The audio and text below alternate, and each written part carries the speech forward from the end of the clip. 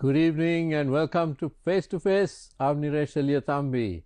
Well, the presidential election campaign is in full swing. We have 39 candidates, many of whom will fall by the wayside, but we have the major candidates all with their eyes on the prize.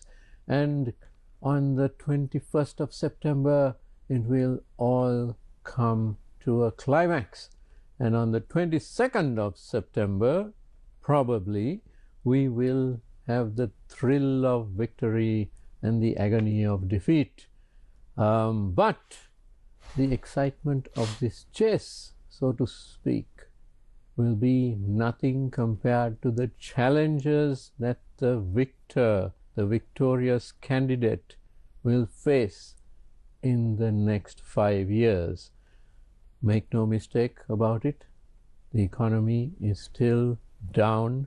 There is a sense of stability, but is it a false mirage, so to speak?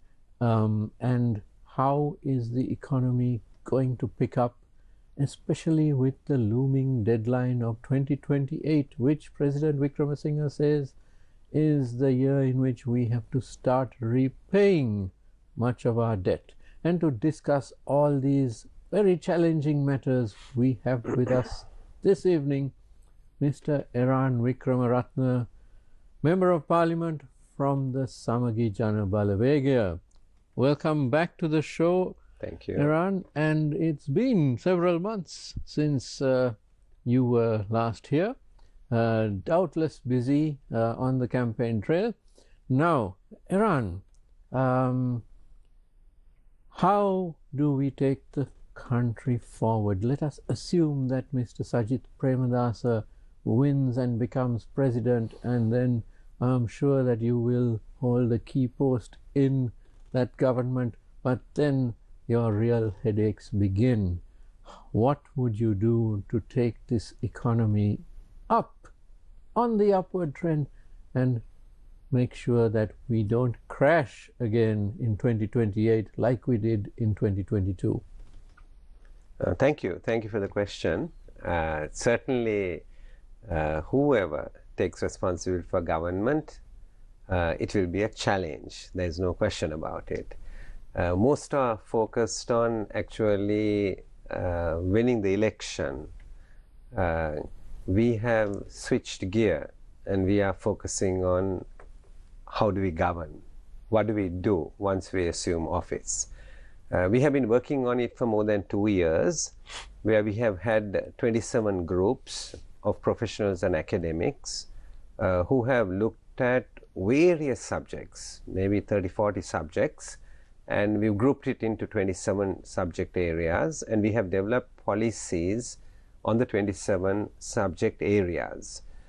So it's very thought through, it's very professionally done with a lot of academic inputs, and then of course business people and professionals and practical people have come into that process as well.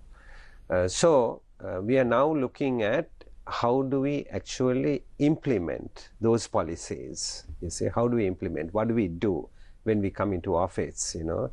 That's what we are actually looking at. So I would, to give you an inkling, maybe talk about a couple of them out of the 27. Absolutely. Yeah, then it gives you an idea of what actually happens. Because as you said, it's a challenge, because a negative growth country going into some form of macro stabilization and then getting into the growth phase is a big jump, a big jump. And therefore you need to really look at what are the things that, you know, you could turn around faster. Some things will take time and some things will be in the longer term. So there are lots of issues and lots of structural changes that are needed. If I would start with this, we are a small island, and we are the gateway to the world's largest subcontinent, right? India, Pakistan, Bangladesh, Nepal, Bhutan, Maldives, all these South Asian countries, big market. And so I would say that we need to get the big picture right? We are an independent sovereign state, which will have a foreign policy of good neighborliness with our neighbors. We will look at regional integration and our foreign policy will be driven by our economic imperatives. Economic diplomacy will take center stage in Sri Lanka's foreign policy. So the pillars of that foreign policy, the economic policy, is going to be investments, trade, and tourism. These three pillars are absolutely important. If I were to deal with the last pillar, the pillar of tourism, because it's like a low-hanging fruit, and we need to, we need to do everything we possibly can to attract, because small island country, so much to offer. But for a long time, or let's say since independence, our tourism has largely been dependent on the European winters. So people come into the season. But if you carefully look at it, with such super summer weather, right, why can't we be a 365-day tourist destination? Why can't we be? We know we're grateful to the Americans and the Europeans and others who have been coming here traditionally, but there are lots of other markets, from Korea to Japan to other markets that you can really exploit, so that you have a 365-day attraction here. Then our tourism has a lot to offer. Traditionally, we know, we have our cultural heritage, cultural sites, ancient cities. We have our beautiful beaches, right? And then we have our wildlife. We have things like that to offer. But I would say we need to go beyond that now, right? We can go beyond that. We can build the most beautiful, investor-friendly capital in the whole of South Asia. Colombo, for example, right? And we need to look at it like that, right? Why can't we build, Colombo to be like that, so that people will actually want to come to this city? It's just beautifying the city is one.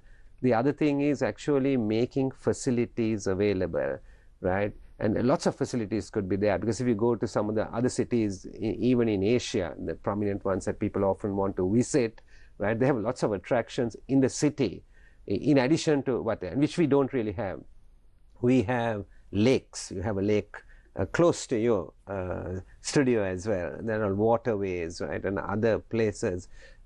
Why not have sound and light shows? Why not have water games, things that can be more activity based, things that can be done. Why not have huge convention centers here? You see, because we have a large population in Asia, right? And we have the convention center, we have beautiful city, people, businesses, corporates would want to come here, hold their conventions and so forth and so on. And then we also have a huge Sri Lankan population living overseas, right? We want to give citizenship to the Sri Lankans living overseas. So we want to start the project of the overseas citizen, the Sri Lankan citizen, so that they feel a sense of responsibility, a sense of ownership, tying up with the past, you see, tying up with their families, feeling welcome in this country. That itself is a large base and a large crowd. So to do this, it's not something that government alone can do. We create the platform, right? And then we invest, we ask the private sector to actually come in. In 2018, we had 2.9 million tourists coming, the biggest ever, because recently we have been struggling with the tsunami at a few lakhs, and then it has climbed up to 1.5 million, that kind of thing. But at that time we had 2.9 million. So I can see this transform fairly quickly. And when the tourists come in, what do they bring in? They bring in basically the foreign currency that we need, right? Which is very, very critically important. Obviously, every industry, when you meet them, they will talk about the issues that they have. And there are issues, right? And we need to help them to get over it. Because of the financial crisis, some of the big companies are having issues with their debt payments and so forth. And we need to look at that. Some of them have issues about what I would call irrational taxation. The local authority taxes them, the central government taxes them. We need to have rational taxation, particularly in this phase, because they're coming out of basically the decline and the downturn into getting into the growth phase. let's create the environment, let's get them to make money. We can tax them after that, but let's get them to make money first in this phase.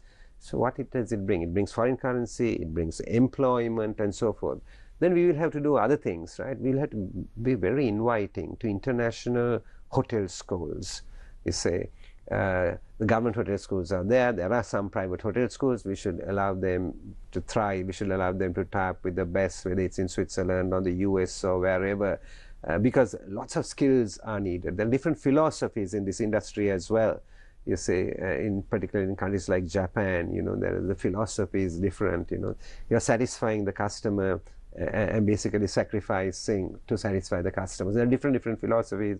I won't even mention the names of those because I'm not a specialist in the tourism industry, but I'm looking at it from the macroeconomic point of view, right? It's something that certainly we need to look at it. We need to look at urban development for tourism, and Columbus City taking pride of place in that, and create the environment. So I give you one example. There are lots of areas like this we have looked at in detail, because we want to be ready to take over government when actually we are elected, rather than come and spend 6 months to a year trying to figure out what to do. That's an interesting train of thought, Eran. But let me point out the fact that now you mentioned MICE tourism, conventions. We don't have a proper convention center. We've been marketing conventions, asking companies and organizations to come here for their conventions, but we don't have a proper convention center. We're still running on the BMICH, which was a gift to us from the government of China, something like nearly 50 years ago. It's wonderful, but it is nothing compared to the modern convention centers that you find in Singapore, Bangkok, Kuala Lumpur, and so on. And you see that in the fact that those cities are able to attract massive conventions, massive musical shows by global superstars. We can't do anything like that. We simply bring a few companies, maybe from India, and they have their conventions at some of the 5-star hotels or the BMICH or something like that. Why is it that we haven't invested in this? Because tourism per se has been a major industry since the 1970s. Yeah, so I think that the idea that we need to get used to is these investments will have to come, some of them will have to come from overseas. Sri Lanka, as you know, they used the word bankrupt, referring to the economy, unable to pay its debt. The government. Yes, the government is bankrupt. As a result, even people to some extent are bankrupt, because you know, so some people have found their expenses have gone over their monthly incomes. I think the way to put it is that the government bankrupted itself and then bankrupted the people. Yes, you can't have any country bankrupt without people in the country being bankrupt. That doesn't mean everybody is bankrupt, but certainly there's a section of the population who is struggling because their incomes have stayed where they are and their expenses have just gone over the roof. Then when that happens, what happens is their savings come down. And then if you go through your savings, then your borrowings go up and you get into debt, and there's a population like that. So the national savings rate is down. When the national savings rate is down, investment is lower. Sri Lanka traditionally has been a bit on the lower side in terms of savings as a percentage of GDP when you compare it to India or China. So anyway, and that's why we needed investment from overseas, foreign direct investment. We need it even more now. So we need to basically set the stage that we can attract this foreign direct investment, right? So even in the tourism industry, we need to bring foreign direct investment and set the stage for it. As you said, I won't mention names or brands or anything like that, because as a government, we will be neutral. We want to be transparent, and particularly in terms of investments and procurements and things like that. But there are international brands, and we have local companies who have been in this industry for a long time, right? And they have the experience as well. And we need to encourage them, if they don't have the savings, to partner even with others and actually to bring these convention centers here. we have space for that. We have space for, international level theater. You see, in 2015-19, I started on that project, right, and even did plans, finding the land, putting the architecture drawings together, and so forth. Then the government changed at that point. So there are some risks that have to be taken. Investors will take that risk, where government can step in to minimize that risk. I think the biggest minimization of risks that investors look for is continuation of policy, continuation of tax structures. That's what they are looking at, because what they tell you often is, we can find the capital, but we are not sure. We are not sure, whether you will change the tax structure. We are not sure tomorrow whether you will take over a business. We are not sure, whether you will, create some uncertainty. Businesses want that. So one of the other things, Niresh, that we are going to do is, Sri Lanka had a concept called planning and plan implementation. We are going to have planning, plan implementation, and also management of the public services, like KPI management, right? We want to be, private sector people are very familiar with this. I'm talking about the public sector here. So the reason is that went away about 40 years ago. In that day, Sri Lanka had it. We had very eminent people in it. Kamini Korea's name, Dr. Kamini Korea's name comes often to me. I was just a small kid, but the name comes often to me, and how they did. So for continuation of policy, you need that. What we have now is, you have a leader or a president, and he thinks that his city needs to be developed. He comes up with a project, right? And then he gets his ministry to do basically the project study or the project evaluation. And then he takes it to the cabinet, he approves it, and then they start implementing it. That has happened for highways, that has happened for ports, that has happened for airports in this country. So lots of white elephants. The importance of having that planning, plan implementation, monitoring, evaluation being done in a ministry is, a leader can't say one day I'm in Hambantota, I'm developing, another one can't come and say I'm in Polonnaruwa, the next one might come and say it's some other part of the country, and then bring it to the cabinet and get it approved, and then you do it. And often nobody has really figured out what's the return on the asset, what's the return on the equity. Nobody has worked that out. And the public get left with the burden of paying debt, because most of those have been built by using debt, but not looked at the returns. But in this situation, what will happen is, if it's a capital expenditure, a minister, I put myself in that place, who has a bright idea, I can't just take it to the cabinet and get it approved. It has to go there. They have to approve it, and they have to show the justification for it. It's only then that the minister should be able to bring it to the cabinet, present it, and then get it approved, particularly on capital expenditure. So it needs to be put in place. Now the private sector is looking for continuation of policy. If you have that, there's a continuation of policy. Then when it comes to taxes, we certainly need to have a continuation of policy. So when we put a tax system in, whether it's personal taxes, corporate taxes, or other taxes, first is rationalization, and then have a continuation of policy over a period of time. Because over a period of time, if we can establish that we are having those taxes at a particular rates, right, then the investor builds the confidence. The other issue that private investors often come up with is, they say, we have a dispute, we go to the courts, right, and it gets dragged on for years and years and years and years, and we just can't tolerate that, you see.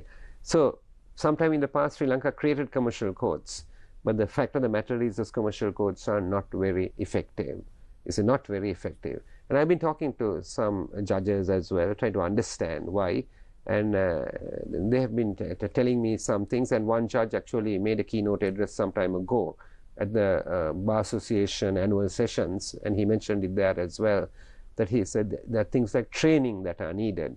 Because a typical lawyer who then later becomes a judge doesn't have a training in economics, commerce, or finance. So you need the training so that they can really execute their judgments much faster. If in a commercial court, 3 to 6 months, you should be able to give a judgment. That builds confidence to the investor as well. So these are some of the barriers that are there. We have looked at it very carefully, and we want to smoothen it out so the investment will come. Because finally, we are going to get this country out by attracting investment. Otherwise, you can't get it into the growth phase. Now, Eran, let's talk about infrastructure investment. Let's talk about transportation. There's no point bringing potential investors to Sri Lanka and they get stuck in a traffic jam as soon as they cross the Kalani Bridge, and there they are stuck for half an hour before they can get to their hotel. They're not going to invest, no matter how good your taxation policies and so on are. Their first impressions of this country are not good enough.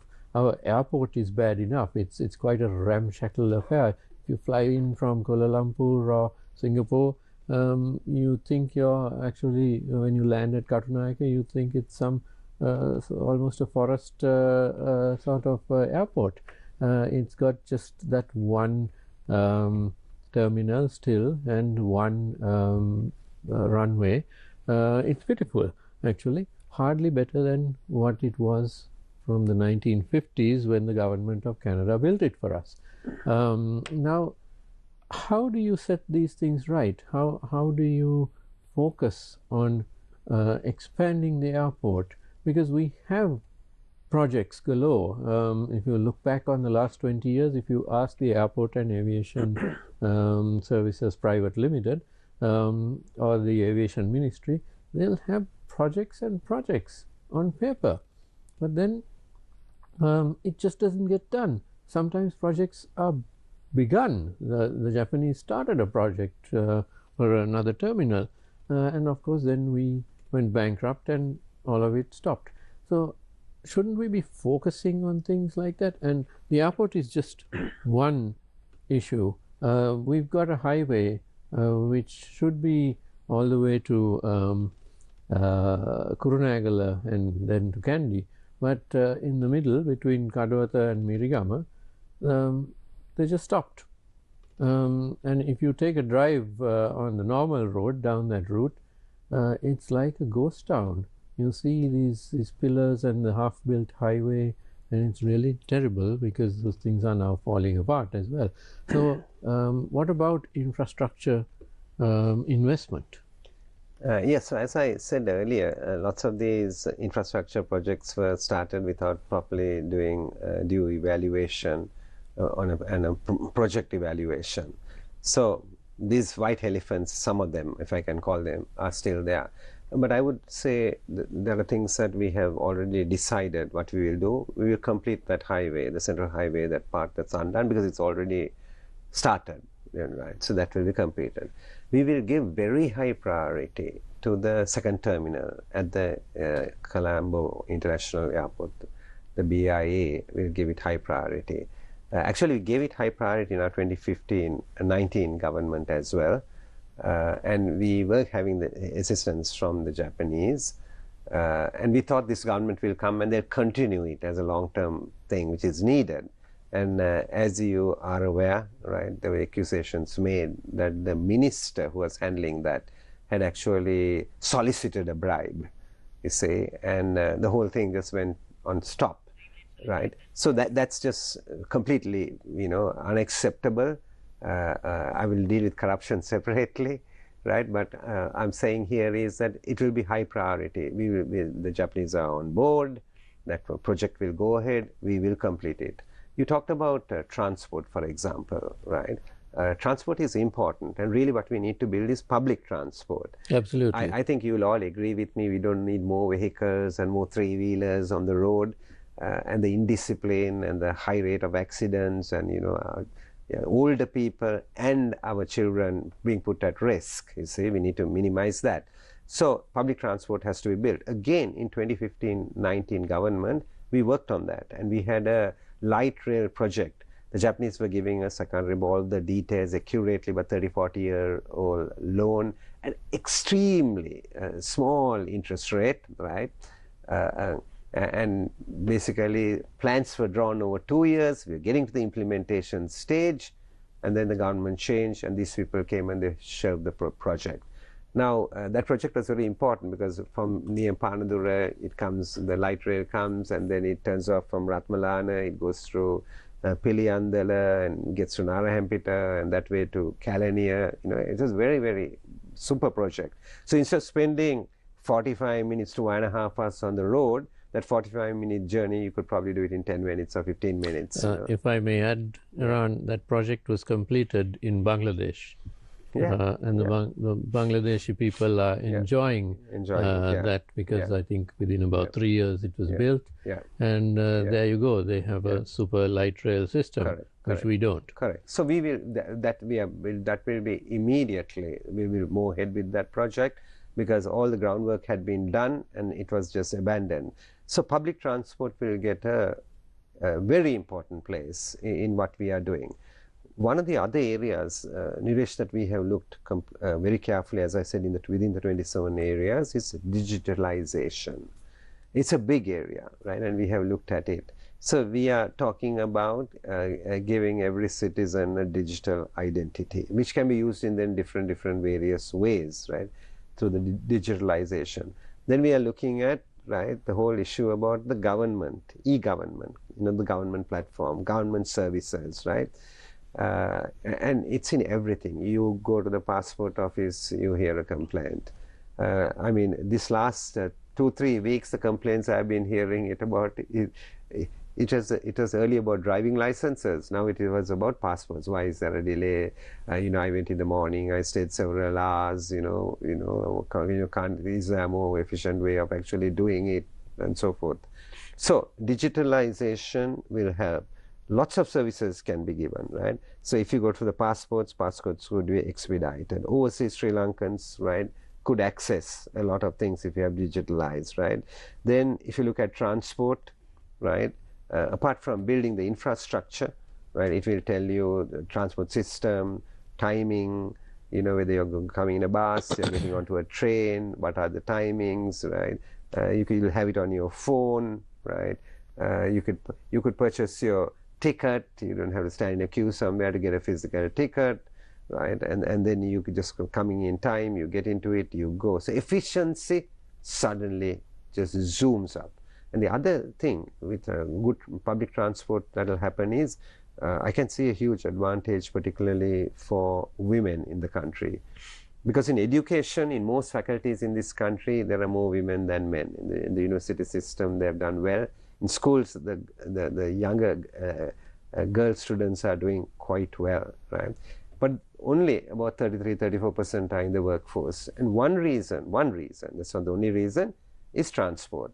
So even if you have to come and work in a factory, right, let's say a factory somewhere, you have to leave your home, you have to find a room or a hostel, you have to come there and you have to work for 5 or 6 days, then you go home for the weekend, and then you have to come back. Now some of these, not all of these people, but some of these people, if there's good public transport, right, you had a good railway system. It couples with the intercity transport, right, whether it's the buses or the train or the light rail or whatever, right, they will come from home and go, because suddenly their 3-hour journey in a day suddenly gets reduced to 45 minutes. So they don't need to be in a hostel. They don't need to be away from home. And there are other challenges when they are in that situation. So this improving the public transport system has many benefits, economic benefits and social benefits for the people doing it.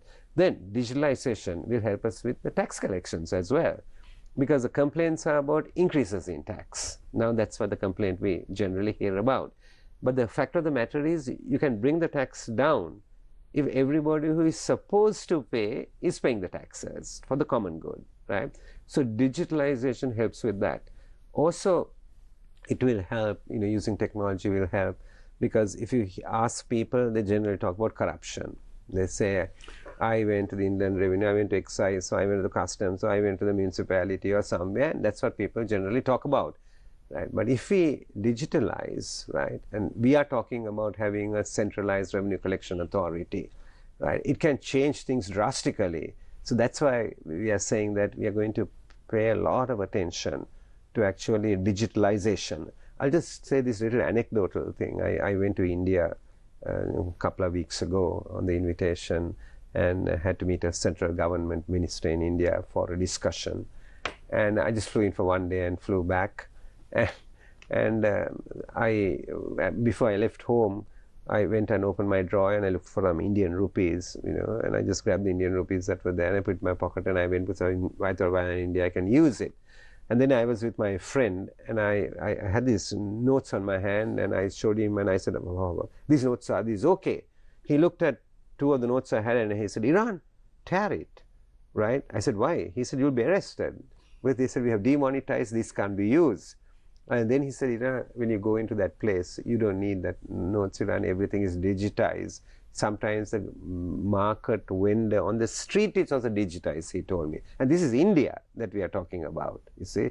So I would say this, while I know that it's been a gloomy 3 years, and every time you talk to somebody, you know, you're really wondering because, you know, on one hand, you know, when you have the symbol of the gas cylinder, right, some people might think, oh, you know, you know, we have got gas in it now, right? Other people might think we got burnt, you see, with the gas cylinder. So we are looking at the gloomy past and trying to walk away into the future. So what I'm saying is this, a lot of challenges, not easy, but there is hope.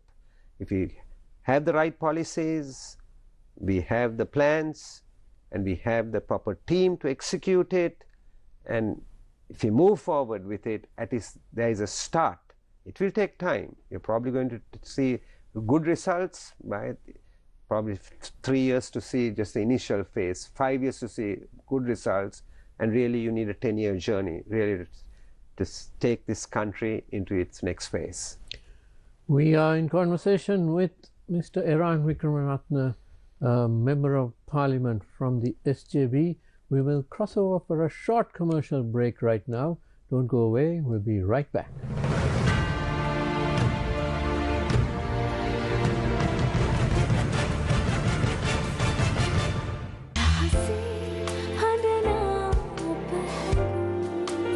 ජනප්‍රිය ගායන ශිල්පිනී නෙල්කා තිලිනිගේ නවතම ගීතය Spotify, Apple Music, YouTube ඇතුළු ඔබගේ ප්‍රියතම සංගීත සේවාවන් හරහා රස විඳින්න.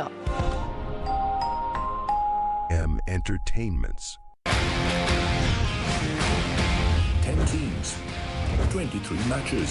ICC Women's T20 World Cup Bangladesh 2024 coming soon.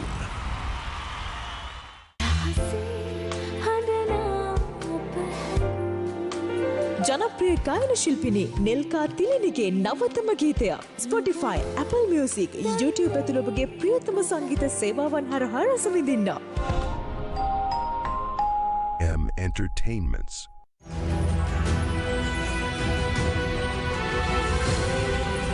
TV1. TV for life.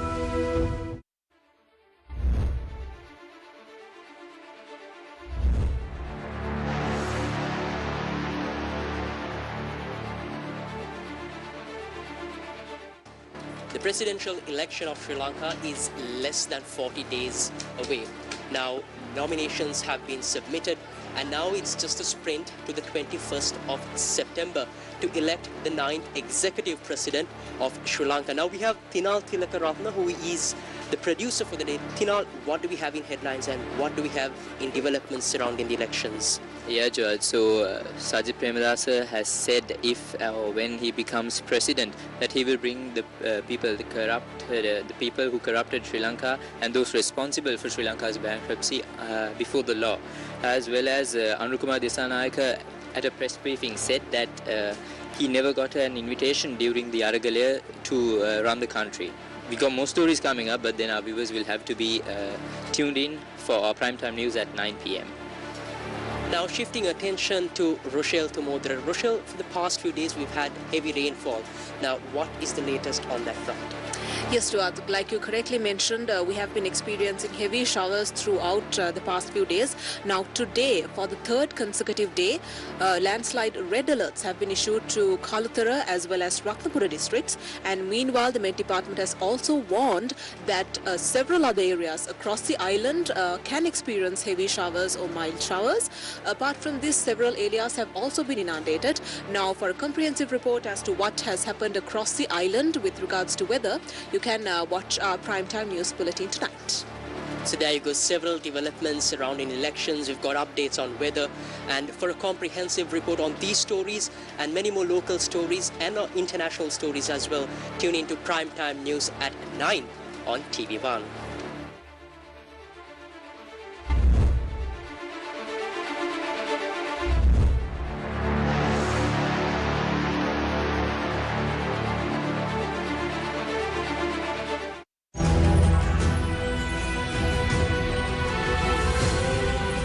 TV1.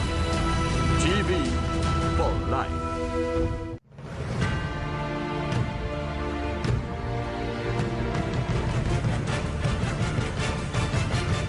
Welcome back to Face to Face. We are with Member of Parliament Eran Wickramaratne. Now, Eran, we were discussing digitization, but isn't it more a frame of mind? Because the technology has been in existence for 10 years, 15 years, 20 years maybe. We simply haven't got round to putting that technology in place. And the reasoning is that each government department is fighting its own turf war with other government departments. You have the RMV, where they deal with driver's licenses. They don't liaise with the immigration, which doesn't liaise with the Registrar General, who's giving the national IDs. So you have different sets of people in those departments who are defending their turf. And one of the primary reasons that they don't cooperate and have one platform and make it all easy for the consumer is that, well, the harder you make it, then the more corruption there is. And all those, many of those people working in those departments can simply earn more money through bribes, because after all, if you want your driving license, you passed your driving test and you go to collect it, and you are told by the clerk or whoever that he wants a bribe just to look for it and give it to you. Well, you're going to pay that bribe. That's what happens. But if you have a digital system, then all this goes away. So how are you going to break this culture of corruption? Yeah, so no easy answer, right? But it can be broken.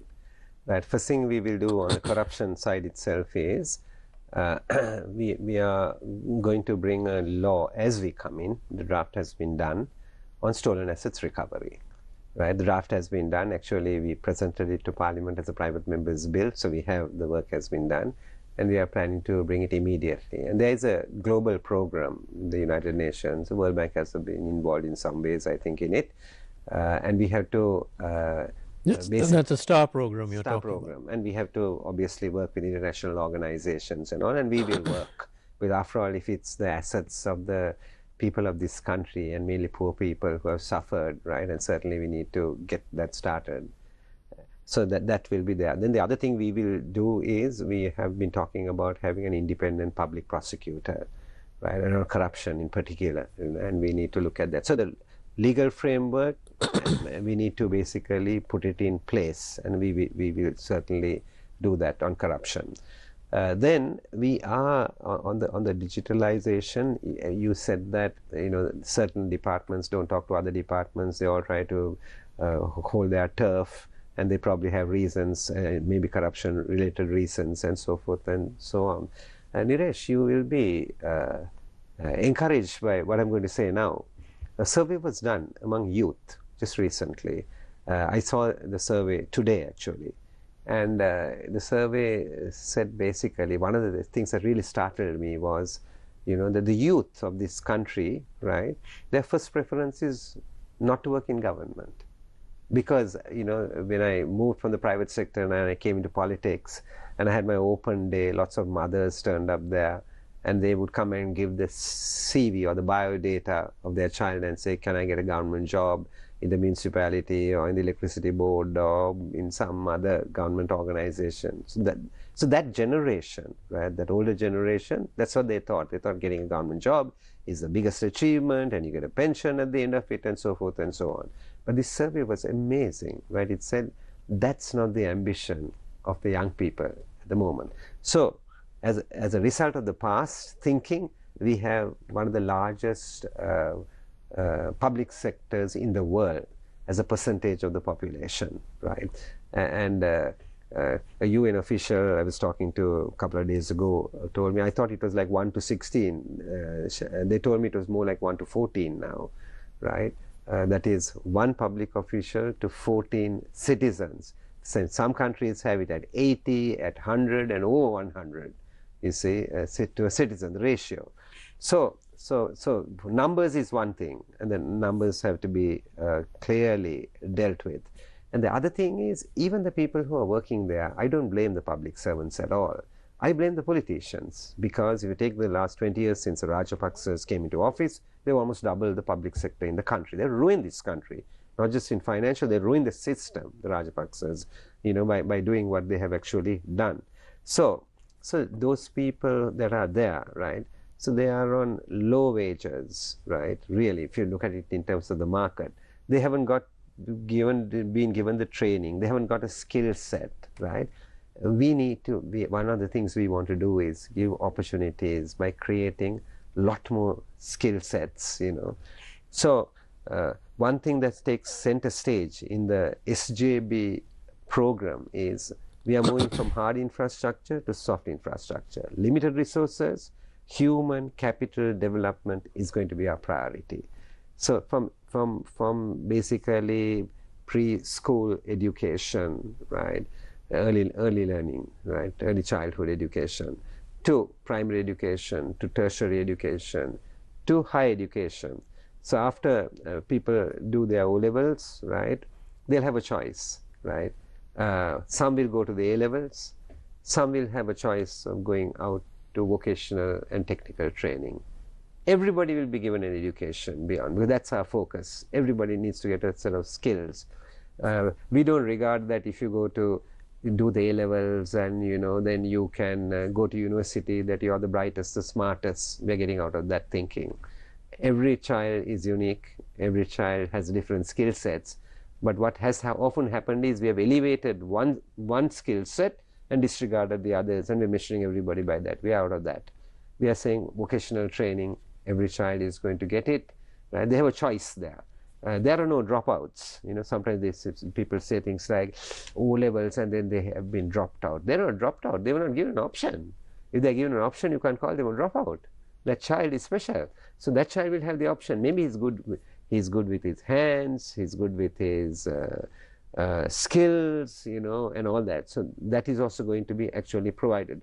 So in the vocational training, one of the things, right, that we are very keen is we want it to be driven by demand from the workplace, you see, from the workplace.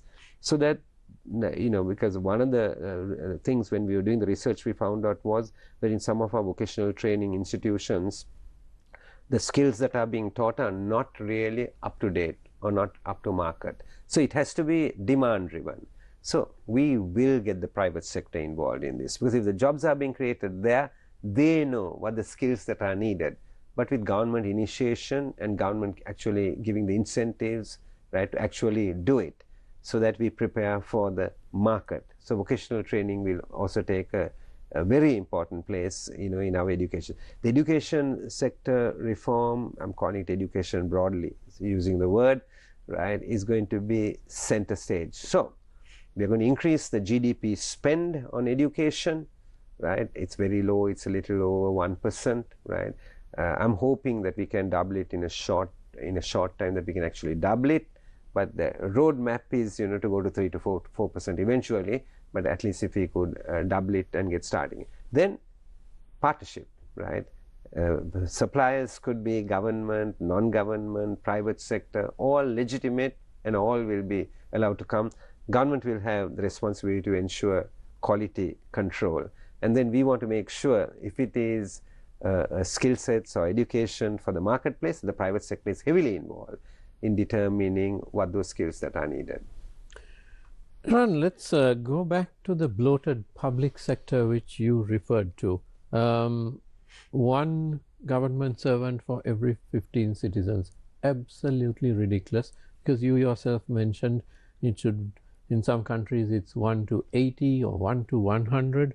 And I put it to you that this is one of the reasons why the general public has been strained with high taxation, because all these 1.5 million or so public servants have to be paid their monthly salaries for doing diddly, basically, and the government has not been able to reduce their salaries or do anything like that.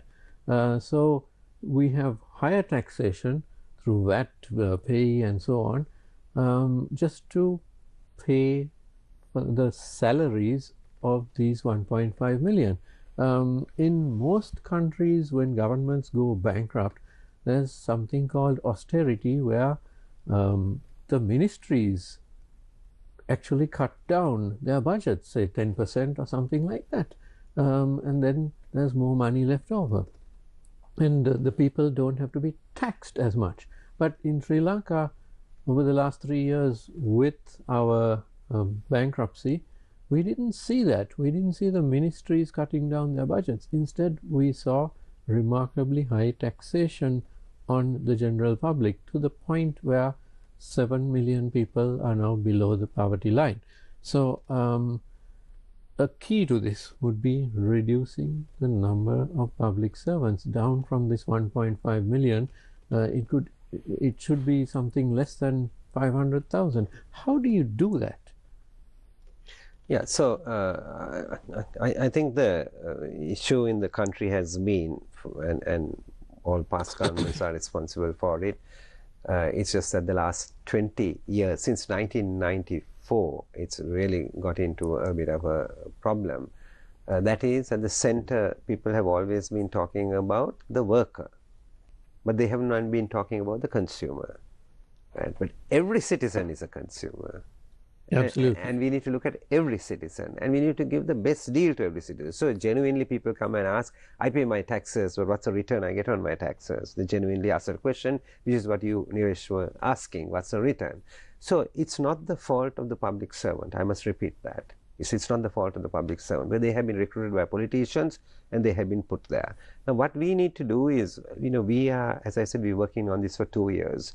We know the problems. We are not looking at the problems and saying, oh, my heavens, no. We are looking at it positively. And what we are saying is, right, that if we invest in these public servants, in creating actually skill sets, right, some of them can obviously step into a second career, which will give them a much better return than the return that they are already getting, right? So looking at it, we've looked at it in a very positive way, right? And then those who remain in the public service, we need to give them market salaries, because some of them brilliant minds, brilliant people there who are underpaid, and we need to invest heavily in training. Niresh, you know this, if you're in a private company, the training budgets are high, because they know the value of training the staff that they have to accomplish the key performance indicators that are needed, the KPIs that are needed. In the public sector, that's not there. So then you blame the employee rather than blame the management. So I blame the management. I blame the politician. I blame the minister. I blame the high-level management who work with the minister, because they haven't really understood this and actually invested it. So we want a public service which is well paid. We want a public service which we heavily invest in training. And then the others, we reskill them. We give them the opportunity, right, so that they can make a much better career. You can imagine working for 30, 40 years in a government, and then at the end of the day, right, you get a pension which doesn't meet even 25% of your expenses. That's just ridiculous. You have really fooled the people, you see. We don't want to do that. We want for people to take their own decision and create the opportunity for them to do that. So we are going about it positively, because we want to create opportunity for them to actually grow. We want self-development. We want to create new entrepreneurs in the country, right? Give them the skills for it, because some of those people may be brilliant as entrepreneurs and startups and things like that, never had the opportunity. So we are really looking at a frame like that. And if we do that over a 5-year period, Niresh, automatically, right, the public sector will become very much more efficient in every measure, including the measure of the number of employees, efficiency measures, service levels, everything will improve. And we are almost out of time, but my final question, Eran, is what other industries would you regard as thrust industries to take the economy forward? You mentioned several, including tourism, but what else? Yeah, Niresh, I have been very careful not to actually pre-select industries, right? I've been very careful. I've been saying to the civil society and to the private sector, our responsibility is to create the environment.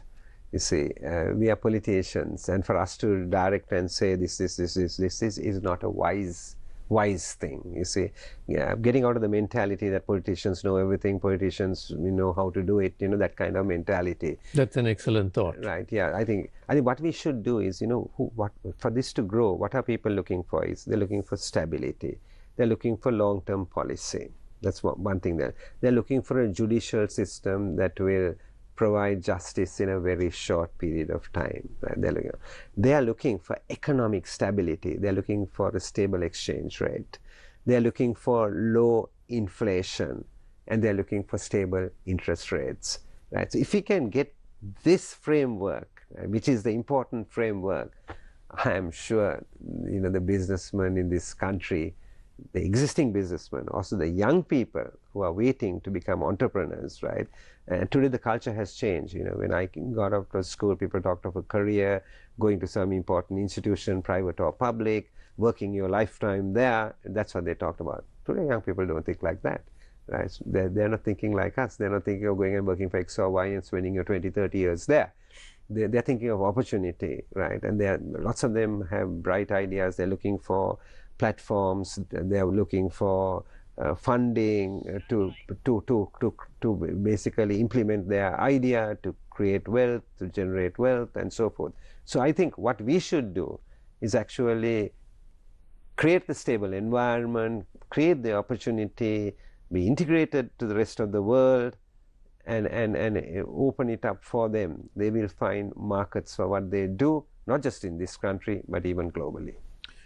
And one final question, Eran. The elephant in the room is actually the 7 million people who are below the poverty line. If you can't feed your children 3 meals a day, none of this matters. It doesn't matter to you who's the president, who's the prime minister, which party is in power, what the taxation is, what the FDI is, and interest rates and all that. You are looking for a way out.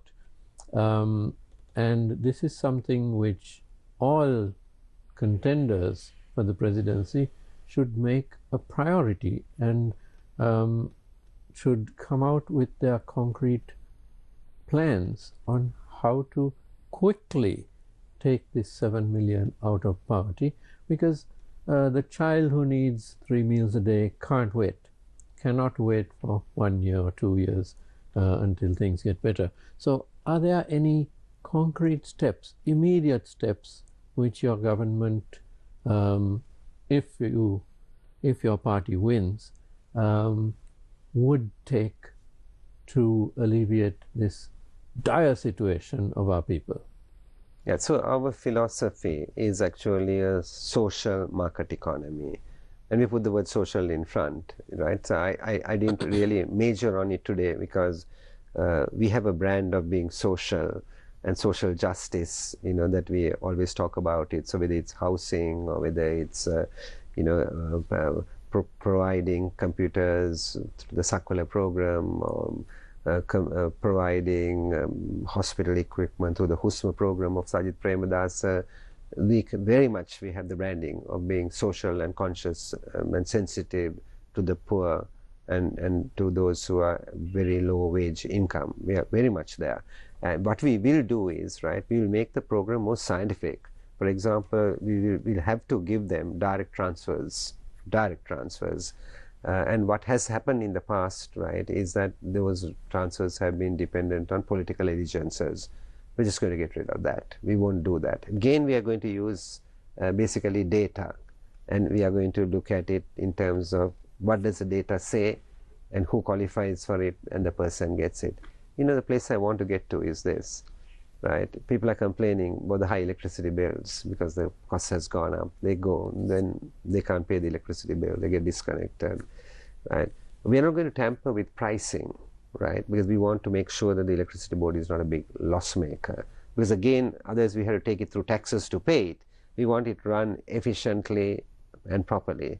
But we want to make sure that the poor, right, are not victimized. Because look at it like this. If we have low electricity consumption in the country, then it is hydro generated, if it's low electricity consumption. We have now some solar and some wind power coming in, but it's largely hydro generated. So the unit cost of that is extremely low compared to the electricity generated through the use of gas and oil and coal. This is extremely low. So in our pricing, right, what we'll do is we'll have market pricing, but taking that into account, those who consume less, we will make sure that they are benefited by it. And this is the vision. When they go and pay their bill at the electricity board, right, and if they are in the low income group, they come back also with a credit, because the credit is the direct transfer, right, in terms of social protection. So the poor will be protected. We are very conscious that without social peace, you can't basically make the economy grow. Excellent answer indeed, and a heartening one. And I'm afraid on that note we are out of time. My thanks to Mr. Eran Wickramaratne, Member of Parliament representing the SJB. Good luck to your party and your candidate, as we wish all parties and candidates a peaceful campaign into the presidential election and the general election beyond it. And to you at home, thank you very much for watching. The news is coming up next, so don't go away. Have a good evening.